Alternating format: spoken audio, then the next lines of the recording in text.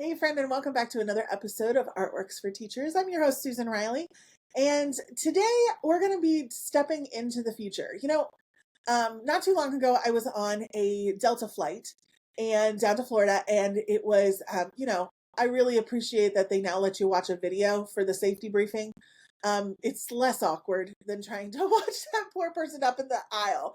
But on their safety briefing video, they were also celebrating that Delta has been around for 100 years. They are the first ones who are a first commercial airline who has reached 100 years in flight, which incredible, absolutely incredible, right? And so they had this wonderful safety briefing that kind of took you through the decades and kept it entertaining. But at the very end, there was they featured a outfit that was definitely not from now.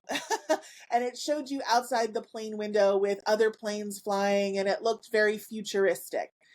And so today's episode, I want you to be in that mindset. I want you to be thinking about the future mindset and how teaching is rapidly changing to evolve for a future ready society. Today's guest, Michele, is the Executive Director of Future Problem Solving, an organization who's been around for 50 years and is all about how do we prepare students to be ready for futures that they cannot see in currently, right? And so they talk about how to teach students how to think, not what to think. And I think this is a big opportunity for us to learn how to shift some of those things, particularly when we often have to deal with very tight curriculum models. So April's got a lot of ideas for us today, a lot of ways to bring this in both big and small ways, and I think you're going to find it really helpful. So let's get started. April, it's so great to have you on the show. Thank you so much for joining me. Thank you, Susan, for the invitation. It's lovely to be here, and I appreciate everyone who is planning to watch. Of course, absolutely. So I know that you're the Executive Director of Future Problem Solving. I would love to know, though, just to get a little background, how did you end up in this position? Like, what's your background in education, and how did you end up here? Sure. Well, I'll start with the now and sort of go back. Yeah. So at Future Problem Solving, our mission is teaching kids how to think, not what to think. So I've landed at an organization that really spoke to my heart before I even knew the motto of Future Problem Solving. Looking back, reflecting, it really has been a theme of my entire career in education. As I was preparing for this podcast, I realized it's been nearly 30 years that I've been in public education. So quantifying that was very celebratory, I guess. Yeah. And I spent more than a decade in the classroom and in leadership roles within my local school district. But my passion was working with advanced learners, those students who had that intense curiosity. They were always innovating, asking the what if really tough questions, and really keeping me on my toes as their teacher. And what I loved most about working with those students was when they reached that aha moment, especially when they pivoted to that knowledge that they were capable of more than they imagined. And a lot of those aha moments were when I was teaching and coaching future problem solving itself. So in the program, we give students the chance to explore really engaging real world issues, but we give them tools and critical and creative thinking. So over time, I started thinking about how I could make that impact on a larger scale. So in 2012, I joined the headquarters staff of Future Problem Solving. And since 2018, I've had the privilege and honor for serving the organization as the executive director. So now I work with students, teachers, educational leaders from all over the world. We're in 14 countries currently, and we equip them with the skills that matter for their life. We like to say we not only hit on the 4 C's, but also that 5th C, which is caring. Yeah. Well, that's super exciting. So, and I think it's important for people to realize that, and I didn't realize this until I did some research for the show, that that future problem solving has been around for 50 years. You guys have been around for a long time. We have. We were developed in 1974 by creativity pioneer Dr. E. Paul Torrance. Oh, yeah. He realized students weren't thinking about their future. So he used the creative problem solving process that Osborne and Parnes had developed for businesses back in the 50s and adapted that for the use with students. Yeah, this is fascinating because in my upcoming book, I actually reference Torrance quite a bit and how he landed upon his creativity, his creativity scale, and what we often use for the Torrance tests for that. So Absolutely. I love that that is baked into the organizational foundation, as it will. And I know that you guys have international conferences and so many things that are going on, and I'm going to get there. But before we do that, I want to go back a little bit. You said that your mission is to teach students how to think, not what to think. And I think this is a huge shift from where many educators are right now or what they have been trained to do, right? Because they've been trained to deliver curriculum. And that's not necessarily their jobs, right? That it's to allow students to move beyond that. So you have a 6-step model that Yes. teaches students how to do this, right? Can you walk us through what that model is, like with the 6 steps of that model, and maybe give us an example of what that would look like? Absolutely. So as you mentioned, Torrance is the backbone. You've referenced him in critical and creative thinking, and lots of times when students embark on the program, we teach them how to begin with the end in mind. So teaching them the skills of what's tested on the Torrance test, right? The fluency, flexibility, originality, and elaboration. And they develop those outcomes when they go through the 6-step process. And the 6-step process ebbs and flows through convergent and divergent thinking. So in step 1, after the students have analyzed a situation, they develop challenges. We encourage them to think as broadly as possible. We give them categories, asking them to analyze all sides of the problem. So that's a very, very creative step, one that kids grasp onto and dive into pretty easily. They're innately good at that. The second step of our process, to me, is where the beauty of the 6 steps really starts to take hold in student learning. They are then asked to analyze their 16 challenges that they've just created and develop an underlying problem.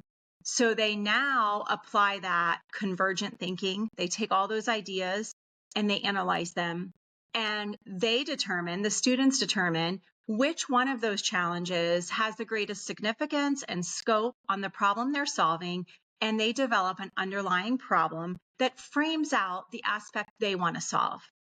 They then move out into creativity again, developing a wide range of possible solutions to solve that problem. Steps 4 and 5 of the process, the students themselves develop their criteria to measure the possible solutions, and then they rate their solutions against each other on the criteria that they've developed. In the final step of the process, the students develop an action plan, what kinds of things they would do to actually solve the problem. They might list people that would assist them in solving their problem. They might address various criteria that they develop to choose that winning solution. And they fully develop that out, giving us a vision, a pitch, if you will, of the solution that they've created. Mm. So this is reminding me a lot of project-based learning. So Yes. how do you see this kind of 6-step process aligning, or perhaps even working and weaving in with project-based learning, which is super popular right now? We have a lot of educators who are in schools or in districts where project-based learning is a priority and an initiative. So future problem solving is just one way to complement that. In PBL, I know a lot of the students are either given the project to work on or asked to select a project of their own and their notice. And that aligns beautifully with our community projects aspect of our offerings. And that's where the students find a problem in their community and they go through the 6 steps to solve that. So it's a beautiful complement. Yeah, and I really think based on what you've been sharing so far, it also overlays beautifully with what we call the 6-step STEAM process. That Yes, it's the same kind of thing. And I think we're all coming around this same system or idea of how to encourage not only convergent and divergent thinking, which you mentioned, but also that critical lateral thinking that oftentimes gets missed and that is a hallmark of creativity. Um, absolutely. why, what exactly do you think about when you're thinking in terms of creativity? And we know that it is a vital component, right? A vital skill, often undervalued, but still vital. Um, why do you think that is? Why do you think that we need to emphasize creativity now more than maybe in the past? Um, I see creativity as sort of the engine behind everything we do in problem solving. Mm, Um, we can ask students to master content, but in reality, the solutions that they're going to face that we might not even be able to predict right now aren't ready made. yeah, They need to be able to approach the thinking differently. Practicing creativity will help them adapt. It will help them navigate uncertainty mhm, and imagine possibilities. I don't think it's a nice to have in education. I feel it's essential. It's yeah, essential for their future.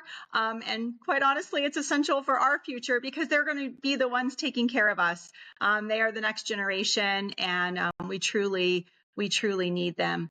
One of the things that really pivoted my approach to creativity mhm, was working with the advanced and talented students and helping them develop their creative strengths. Because you and I know, working with students, if you ask students something like, how creative are you? They're immediately, most of the time, going to think, oh, Picasso's creative. yeah, You know, this star I'm following on TikTok is creative. I'm not creative. So if we start reframing, there's a lot of work right now on, our mindsets and shifting our thinking. But if we think about our approach and we ask students, how are you creative? It lights that spark to mhm, find those things so they can uncover they can uncover that creativity within them. It's just really that different lens. yeah, Um, Also, creativity can't stand alone. mm, We talked about the 6-step process and the need for it balancing with critical thinking. And I think that's where there is a lot of crossover with the arts. mhm, To develop a piece of art or a complete artwork, you have to go through refining and selecting ideas to turn that creativity into action. yeah, And that's really where the magic happens when the students can take their imagination and move it into impact. absolutely. And I think I want to follow this line of thinking a little bit, just because what I've noticed, especially in the last 5 years since 2020, this that's a hallmark for everybody, isn't it? Like It is. And a hallmark for those 2020. students, by the way, just started kindergarten. Oh yes, oh yes, I know. And so, and here's what I have found, overwhelmingly, that imagination is a struggle for many Hmm. of our students, and it's such a hallmark of creativity itself. Like, I would always use the exercise. I would, simple, take a pencil, and I would say, give me 5 different things that you could use this pencil for that's not for writing. And before 2020, I mean, like, kind of like lightning, everybody, oh, I got Right. this idea, and they would ping off of each other. And now when I do that, it's oftentimes radio silence for a Mm. long time until somebody is brave enough to think like, maybe I can put my hair up with it. Like, and then when somebody has a brave thought, but that struggle for imagination, I think that's so indicative of where our society is right now. Hmm. And when we talk about future ready, right, which I think gets used a lot right now, it seems to be a big buzzword in education. But from your perspective, what really makes students future ready then? There's a lot of aspects to that. Hmm. Certainly, as a basic answer, it goes beyond memorizing content. Yeah. It goes into those unstructured problems and how students either attack or solve those problems. It's their ability to adapt when rules or parameters change suddenly. And also, that collaboration piece is vital. The students really need to work effectively with others. When I think about our mission at Future Problem Solving to prepare young people globally to design and achieve positive futures, we have several aspects that encourage the students to really become future ready. We align with a lot of the United Nations Sustainability Development Goals, and that is amplified in the students' approach to futuristic what ifs.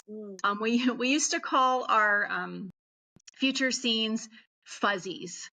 And, we moved to a more polished word instead of using the word fuzzy situations. But that's truly what it is. We are preparing kids for a fuzzy situation. We don't know what they're going to see as a problem. They don't know what they're going to see as a problem. So we need to equip them with tools so that they're ready. Yeah. And how do you feel like the arts may or may not support those kinds of actual future ready tools?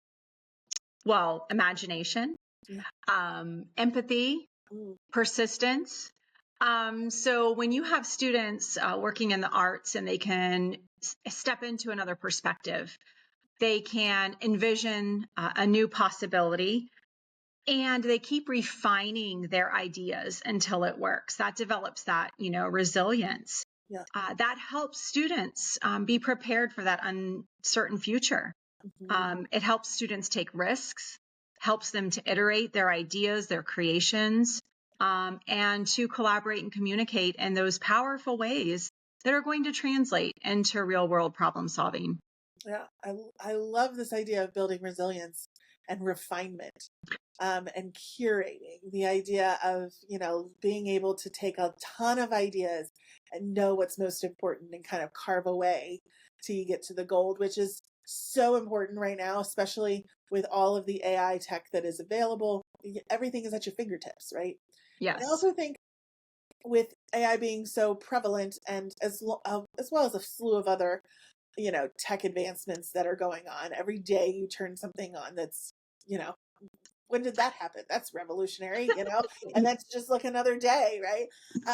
In the midst of all that, though, we still have accountability pressures as educators, right? That there's still these standardized tests that it seems silly, right? Like the future is coming at us at lightning speed, and yet we're still doing these things that we were doing 40 years ago, which don't seem to really move the needle much. So how do you encourage educators to balance those accountability pressures, which are very real, with opportunities for creativity, collaboration, and deeper problem solving? That's a tough question. That's a tough question for teachers in the classroom, educational leaders, and decision makers, because accountability and testing pressures are real. Teachers in the classroom feel that every single day. Administrators and their data teams feel that every day. So I think we need to grab onto small shifts and ask ourselves, within the standards, within the scope and sequence of what I'm tasked with every day with my students, how can I carve out some space for open-ended questions? Where can I infuse collaborative projects into my weekly curriculum? And just sparking those what if moments, just to help students feel ownership of their ideas. That'll really soar that engagement factor into their classroom. And, lots of times these little sparks of creativity and experiences we offer the students will translate into stronger test results. One thing that I experienced when I was in the classroom, and I often hear from educators in our program, is that the opportunities for deeper problem solving are very valuable for students who have already mastered the basics. Differentiation, giving those students the experiences that when they finish something quickly, when they've demonstrated mastery, how can we challenge them? How can we stretch their thinking? And future problem solving is a great solution for that. It gives students a framework to dig deeper, to research the complex real world problems, but then to also share that with their peers in a way that features their thinking. So it can engage those learners that need that differentiation, deeper dive, but also and can enrich the classroom as a whole. Yeah, I want to kind of get into the nitty-gritty about that a little bit in terms of time, because I Yes. know it's one of the things that it's the first pushback that you're going to hear from any educator, is especially with as packed of a day as they have, right? Is I don't have time for that, or how much time does that take? So if they're working within your framework, how much time does it take? Is it a long period? Like, are we looking at a unit? Are we looking at a 5-minute warm up?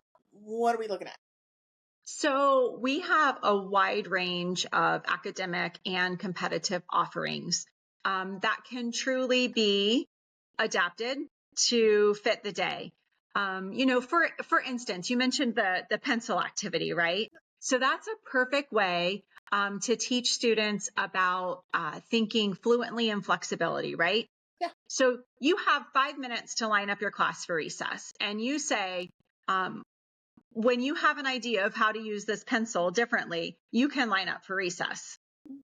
And someone says, use it as a hair tie. Someone says, use it as a skewer for the barbecue grill. Someone else says, put it as a plant stake to label plants in your garden. And you get to that lull, right? And no one else can think of anything. Yeah. That's when you can start talking about ways to hitchhike and piggyback, which is a cornerstone of creativity.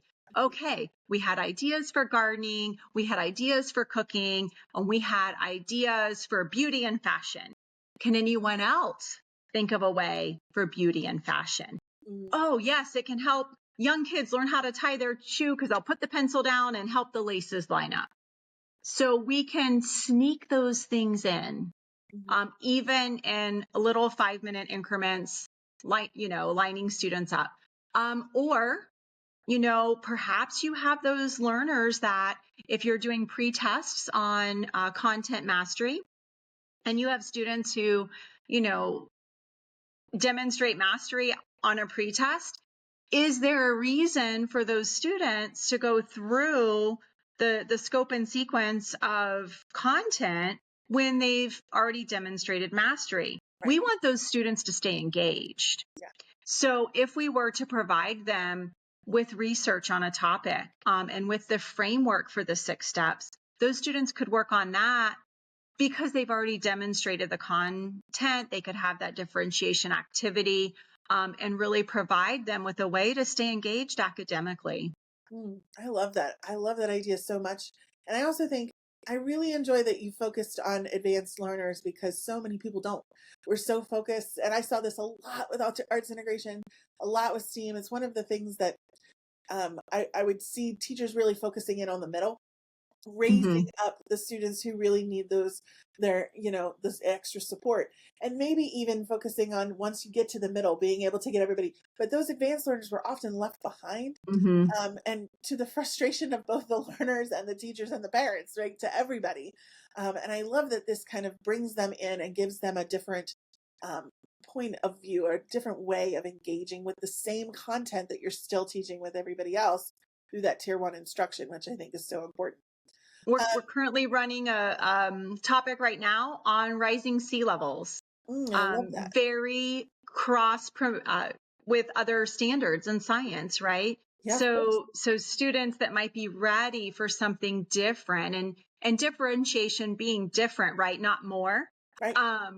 We could give them that very similar science strand if that's what worked. So they could work on that, practice those higher order thinking without giving them more work. Or sometimes it's a case where students act as tutors to others. And we never want those students to disengage. We Right. want them to keep thinking different and higher order thinking. Right. Absolutely.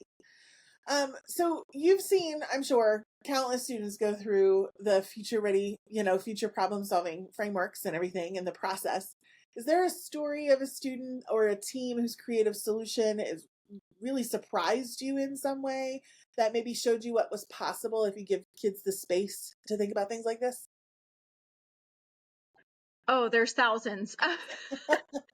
um, Probably one that has stayed with me for 11, 12 years.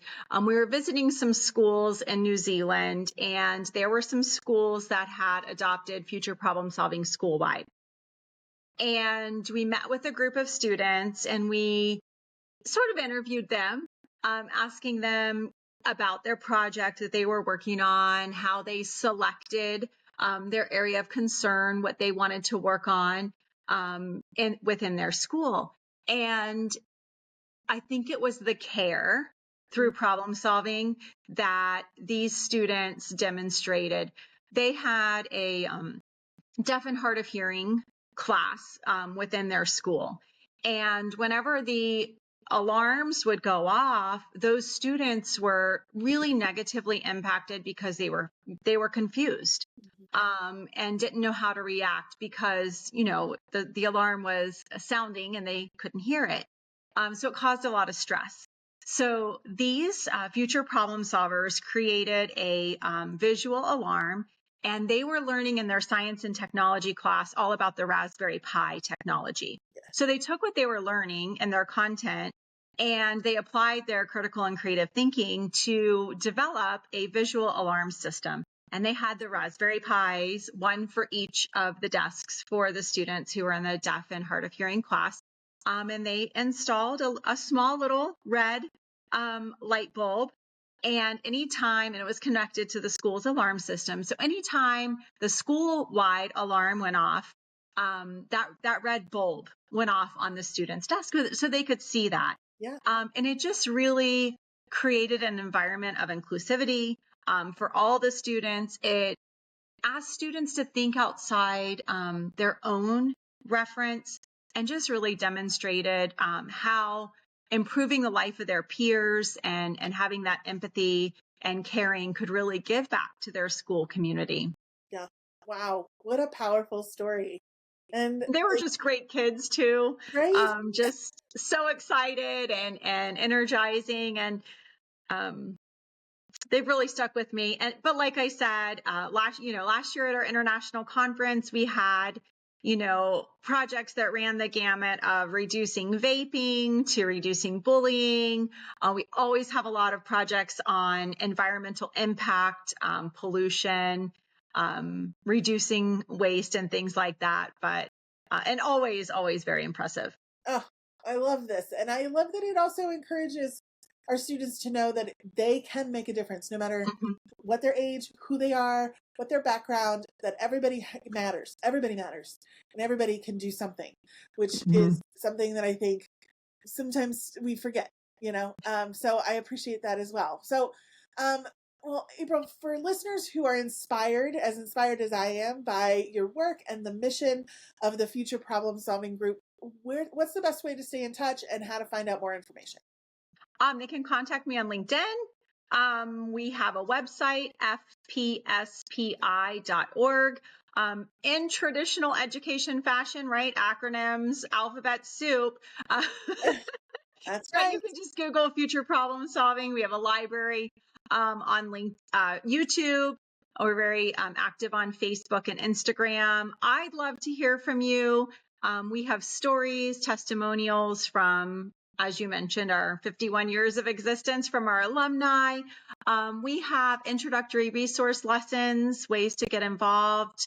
And, we have people who partner with us who maybe aren't in the classroom anymore, but they want to volunteer or they want to evaluate student work and give back that way. And really the best way is to hear more about our students in action. They always energize me. It's very contagious. And most importantly, it really gives hope for the future. Wonderful. Well, we will put all of those links and all of the ways to contact you in our show notes so that people can make sure that they can get in touch. April, thank you so much for your time today and for sharing such an inspirational mission and vision for our future. I really appreciate it. Thank you. And thank you for your work. I was able to learn lots of different things from some of your past podcasts. So I really reciprocate and appreciate what you're doing to further these really important initiatives in education. Thank you so much, April. Really appreciate that.